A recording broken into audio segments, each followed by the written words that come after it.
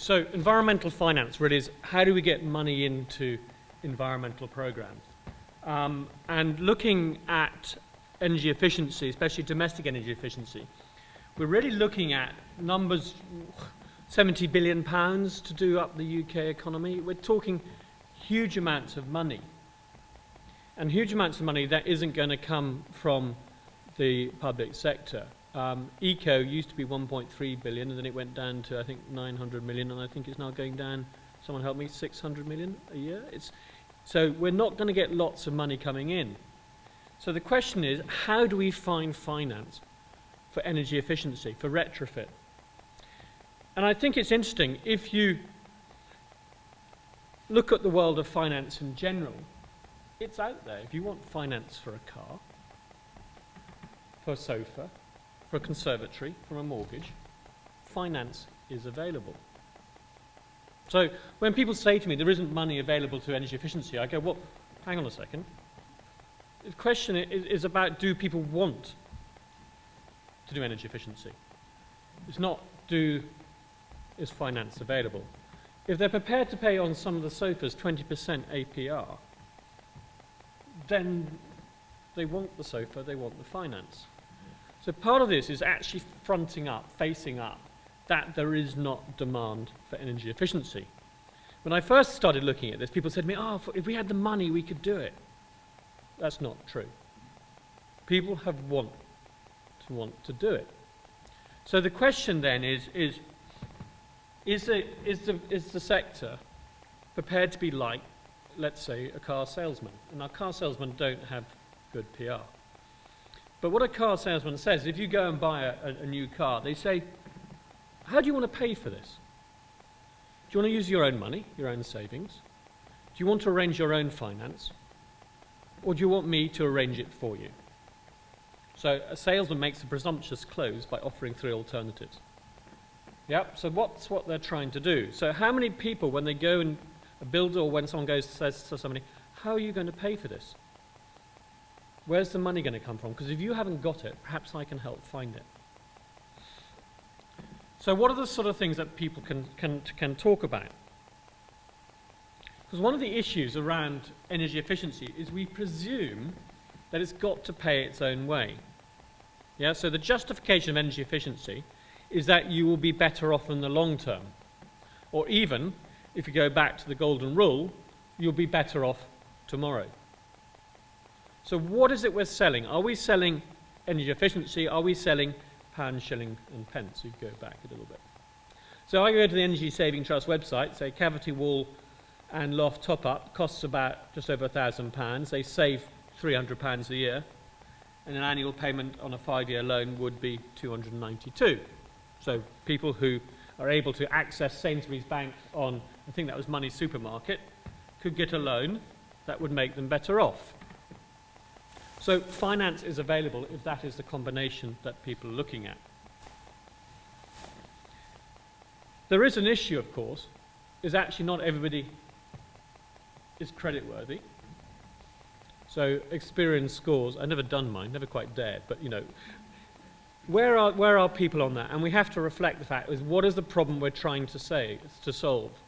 For the people who have excellent scores, good and fair, fair says you might get okay interest rates, but your credit limits may not be very high. So you're trying to borrow £1,000, you could probably do it at fair. Poor, you might be accepted for credit card loans and mortgages, but they may have higher interest rates. Not so good. You remember the Green Deal Finance Company? They said their credit rating would cover 80% of the population. So credit is out there for a lot of people. So if they want it, they could get it. It does vary by country. I don't know how well you can see it. This report came out and said that Orkney in Scotland, right off the top of the north of the country, has the best credit rating in the country. So if anyone's from Orkney, you've got a lot of good people out there who could take out loans. So it does vary by country. What I'm trying to get from this company ClearScore, and I haven't got it yet, is what is the mix within an area? Because clearly, if in some places where you've got the lower scores, the dark colours, you're going to have less luck in getting people who want to use finance. But finance is available for a lot of the population if they want it. If they want it, and if they think The reason they want it is it makes them better off. We had a lot of talk around the Green Deal Finance Company about, well, people can just extend their mortgages, can't they? So if you've got a mortgage of £200,000, you could add £1,030 to it, and at a 4% interest, your annual additional payments over 20 years would be £75. So you would be £225 a year better off, if that's the number that people are looking on. Now, if you take out a new mortgage, then clearly you can say, right, instead of 200,000, could I have a little bit more on top? It gets more difficult when you try and extend your existing mortgage, because there are fees involved. So again, I went onto the website and tried to extend it for £1,000, and they go, sorry, that's too small. You need to be borrowing at least £2,500. And I feel there's a lot of myth around getting mortgages involved in financing small-scale energy efficiency, because it's a lot of hassle, it's a lot of cost. And actually, not every mortgage company is going to do it. So are you going to end up, and the mortgage, let's remember, is a secured loan. Yeah? The other stuff I've shown is unsecured. That's why you need a credit rating. This is secured against the property. So if you don't pay your loan, they can come after you. That's why you get a lower rate. That's why you get long-term. In finance world, long-term means risk. Short-term, short risk. Because I can sort of see what most people are going to be doing over the next 2-3 years. But if I'm lending you money for 20 years, God knows what you're doing, and God knows what the economy is doing. We might have referendums and things. So there are issues on long-term lending, which is why people want security. If you want security, great. Of course, if you're buying a house and then people want to do it up, that is the best trigger point. But if they're not, and you say to them, extend your mortgage, and they go, what, for £1,000? Am I really going to do that? And if that's not the answer, it may be better to go back, if they have got a good credit rating, to an unsecured loan, which they can get through their bank or other facilities. The real problem, of course, is solid wall. Because we all talk about energy efficiency, but actually when you do the maths and you look at the hassle factor, we should be called the solid wall industry, because that is the problem we're trying to crack. There are a lot of houses we cannot do. So you look at the detached house, this is again Energy Saving Trust numbers, you might get 450 quid odd a year back for sorting it out. It could cost you anywhere between 8,000 and 22,000. And I, as a consultant, like using ranges, but that's, to me, quite a big range. And the payback, therefore, is 18 to 49 years. Not a compelling sale, really, is it? So people, again, coming back, if you're trying to sell it based on finance, then you have a problem. You could add it to your 20-year mortgage at the beginning, and you might get... So you get 6,000. It will cost you 6,047. But if you've got savings across the 20-year mortgage of 6,047. But if you've got a 2% energy inflation in there, you get a bit more savings. So you might justify very closely an £8,000 upfront expenditure. But actually, it's still, the maths don't add up, which is why when we had ECO previously, we had Zero coming in, or the Green Deal Home Improvement Fund, coming in to say, let's reduce the cost of solid wall because the numbers don't stack up. That leads us to customer contribution. Is the government's not going to give a contribution. If ECO is going towards a fuel poverty, then it's going to be about asking customers to contribute in order to get a loan that matches. Now, they could just take a loan that means that they're never better off, but one has to be fairly honest about these things. I'm clear. I'll be very interested to see in the Bondfield Review how much you have to explain to people on the benefit case of putting in solid walls.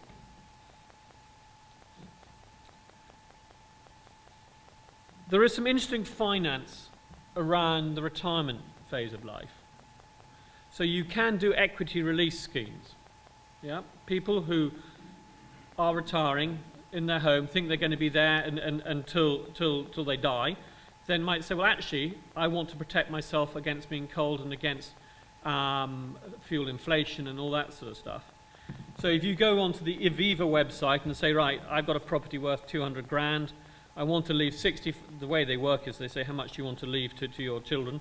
So you say, I want to leave 65%, then I could actually get £20,000 out on equity release, and that would leave at least 65% of the value of my property to my children. So somebody could do that. And of course, under equity release, you're not paying the interest or the capital back, it's all at the end. So the householder gets a real-time, short-term benefit, as well as the long-term benefit of that £447 a year. So equity release is a good way of doing it, but it is an expensive way of doing it. If you think how much money that takes, it will take, that £20,000 loan could take up to 35% of the value of your property when it's sold. Now, you may not be around to have concerns about that, but there's also a huge concern around mis-selling.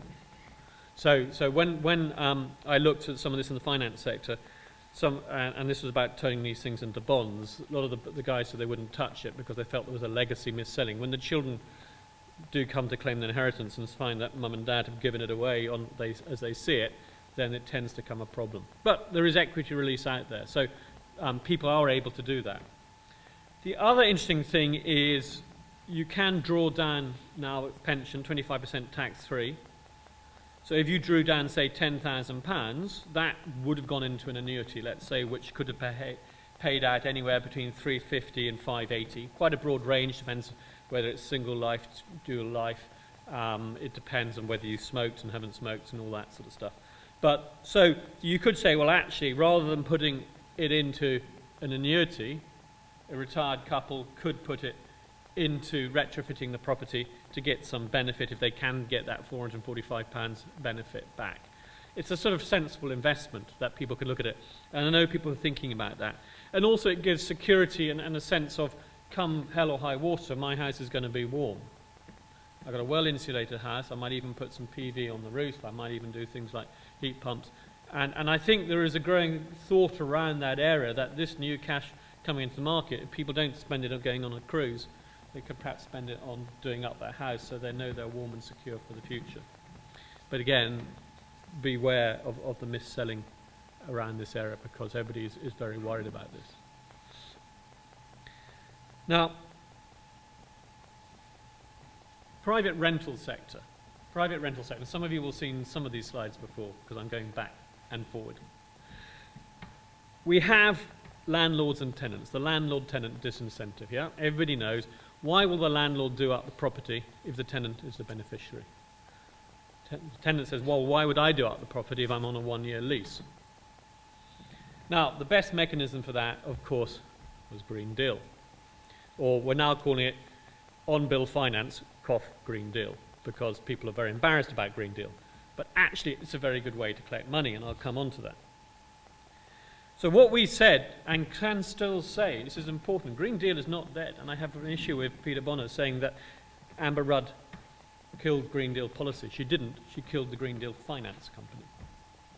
So the Green Deal is still there. So we know what happens under the Green Deal. The Green Deal provider reaches an agreement with the landlord and the tenant and does the work using their own working capital. A Green Deal finance party buys that Green Deal plan from the Green Deal provider.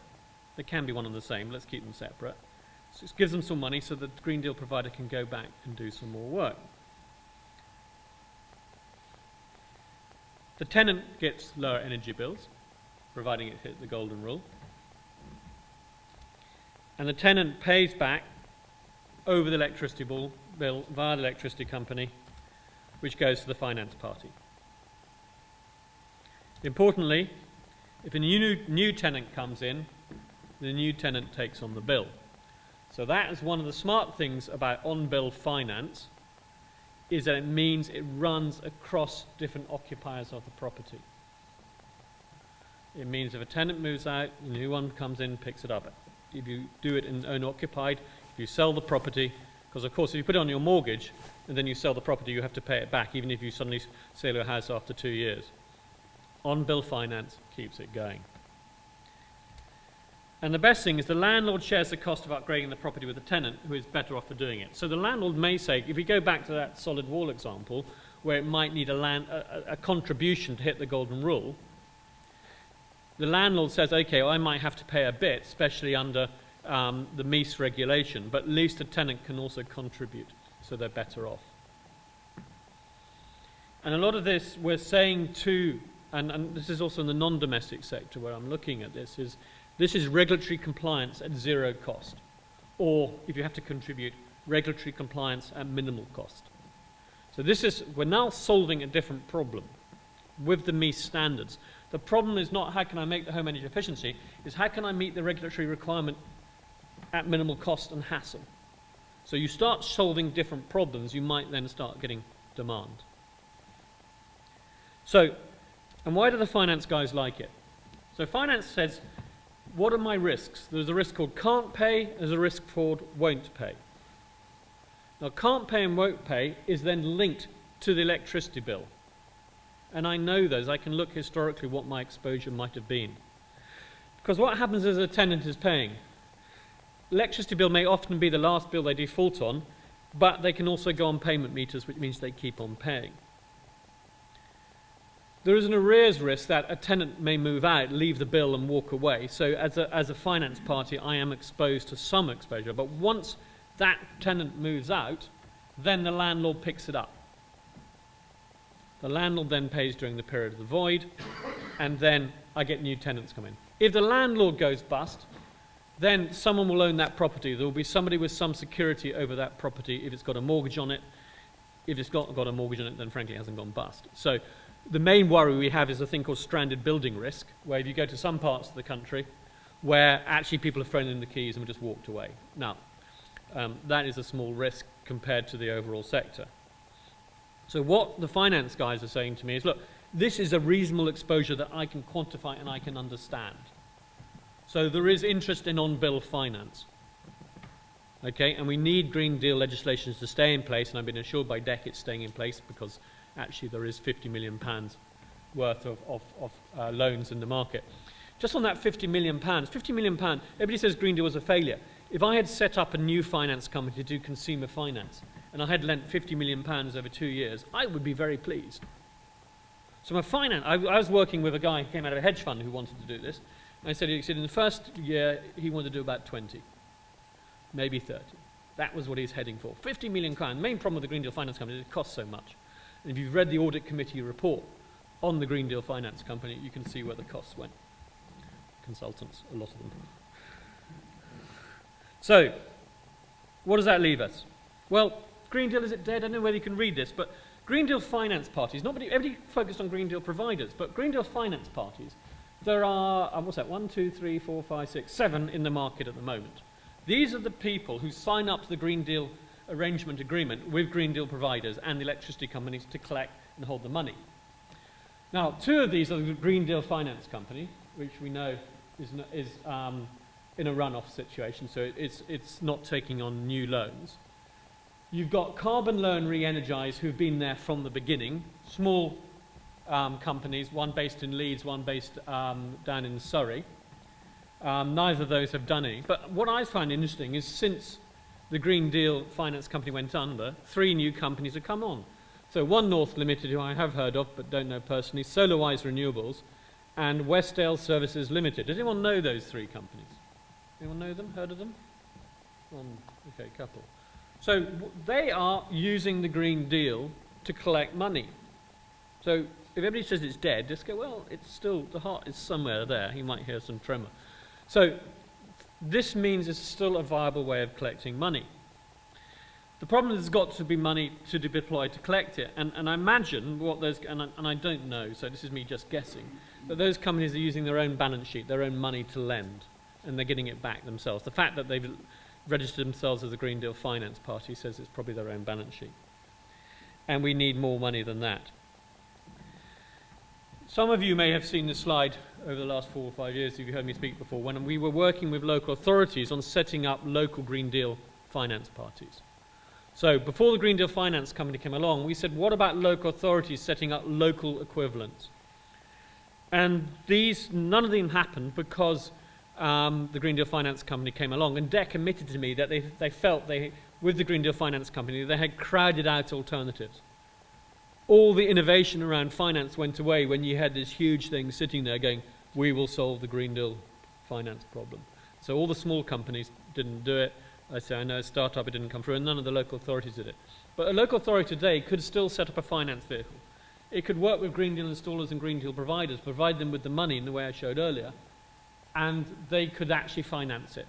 But the important thing is the model we had previously, and this is still not dead, it says they wouldn't be able to do £70 billion. But actually they don't need to, because that money comes from the capital markets, it comes from bonds, people's pension funds. So what they would do is wrap that up and sell it off to the pension funds. And we once developed something called a Green Deal warehouse, because a warehouse is where you aggregate loans before you sell them. So none of this has gone away. This is not a failure of finance. Go back to the beginning. This is a failure of demand. If there was demand, there would be finance. There is no doubt in my mind we could finance this. So the question then is, how do we get demand? Do we get demand by encouraging people, saying it's a good thing to do, and by the way, you'll be better off by £1 a week or whatever it might be, which has never struck me as compelling for a lot of people? Or do we start moving into a regulatory environment which says that actually regulatory compliance is required if you let your property, which we're seeing through MEES? And talking to some people about saying, if you sell your home, it needs to be at an EPC rating. But rather than getting help to buy, you get help to sell. And you can get help to sell through an on-bill finance. That means you get the money up front. The people who buy the house off you will pay it back through on-bill finance. So some of those ideas we're working at the moment. So I've probably just summarised anyway. Finance is available. Remember the early slides? For some measures. People borrow to buy sofas, so finance is available. Solid wall is the problem. That is our problem. It is expensive and it takes a long time to pay back. 49 years. 49 years to pay back. So if you're selling it on payback, it doesn't work very well. MEES might be changing the private rental sector. If that goes through, if you read some of the legislation, there is a lot of wriggle room. But if we can push that through, and push it as regulatory compliance at zero cost. That is the message. I can come here, I can make sure you meet the regulatory compliance, and it won't cost you. I'll do all the surveys, I'll do the work, I'll find the money. I am solving that problem. So if you're solving a landlord's problem, then you are a hero. If you're saying, gosh, your tenants are going to be better off, then and your value of your property are going up, he'll go, yeah. Who are you trying to convince? I still continue to believe that on-bill finance is a good way to collect payments. It is the guys who provide finance like it. We know what the exposure is. We can cover the can't pay, won't pay issues around it. So I don't think that's gone away. We will see over the next 2 or 3 years whether that comes back. Great. Thank you very much.